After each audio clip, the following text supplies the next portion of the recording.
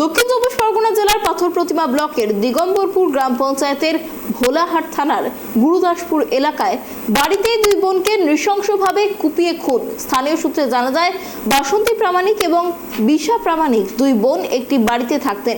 গুরুদাসপুর এলাকায় হঠাৎ করে আজ সকালে এক যুবক দেখতে পায় বাড়ির বারান্দায় রক্তাক্ত অবস্থায় পড়ে রয়েছে কুপিয়ে খণ্ড বিখণ্ড করা দুটি দেহকে। এই বিষয়ে আরো বিস্তারিত কথা বলবো, আমাদের সঙ্গে রয়েছে আমাদের প্রতিনিধি গোপাল।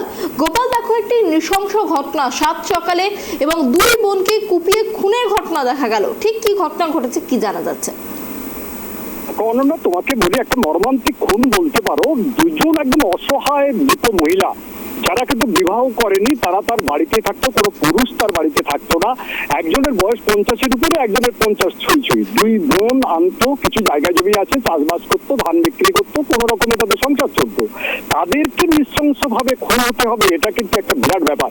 এটা একদম দক্ষিণ চব্বিশ পরগনা জেলার ঢোলাহাট থানার দিগম্বরপুর গ্রাম পঞ্চায়েত লাগোয়া গুরুদাসপুর এলাকার ঘটনা। তোমাকে বলি, বাসন্তী এবং দিশা এই দুই বোন, তারা কিন্তু বাড়িতেই থাকতো সবসময়।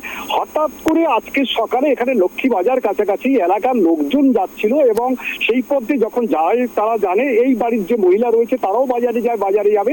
হঠাৎ করে দেখে দাবাতে রক্তাক্ত অবস্থা পড়ে রয়েছে। কি নৃশংস খুন! দুই বোনকে কুপিয়ে খুন করা হয়েছে, মুখ একদম সম্পূর্ণ থেদলানো, কুপানো হয়েছে ধারালো অস্ত্র দিয়ে।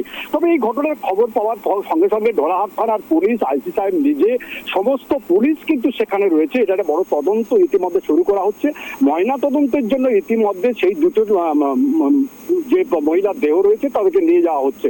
অনন্যা, গোপাল, তোমাকে আরো যেটা জানতে চাইবো যে এই যে ঘটনা ঘটেছে, এই ঘটনায় কি এখনো পর্যন্ত সন্দেহের তালিকায় কাউকে রাখা হচ্ছে? দেখো, সন্দেহের কথা তোমাকে বলতে হলে যেটুকু বলতে হবে, দুজন মহিলা এমনি কোনো সন্দেহ কারোর সঙ্গে গন্ডগোল ঝগড়া ছিল এমন কিছু এলাকাবাসী যারা আছে তারা কেউ বলতেই পারছে না।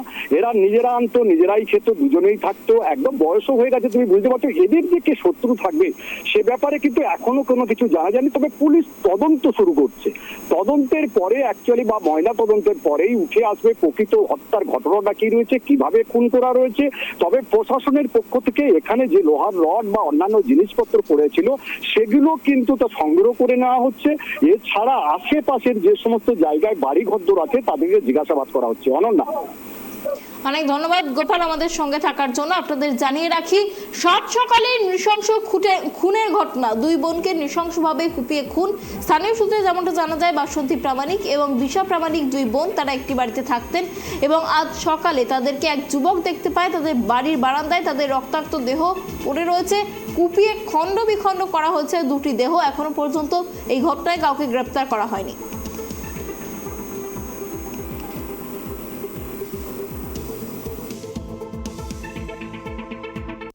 থাকতে পারে বা মানুষের সঙ্গে যে এমন কিছু থাকতে পারে যে তার জন্য কুপিয়ে মারা হবে। এই দুজন কারা? এরা আমার প্যাস শাশুড়ির মেয়েরা। এখানে কারা থাকতো? এরা এই দুই বোনেই থাকে।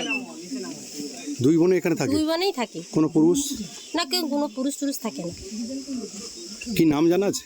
হ্যাঁ, বাসন্তী প্রামাণিক আর বিশা প্রামাণিক। সন্দেহজনক তো কিছু দেখতে পাচ্ছি না। বা কখন জানতে পারলেন? সকালেই জানতে পেরেছি।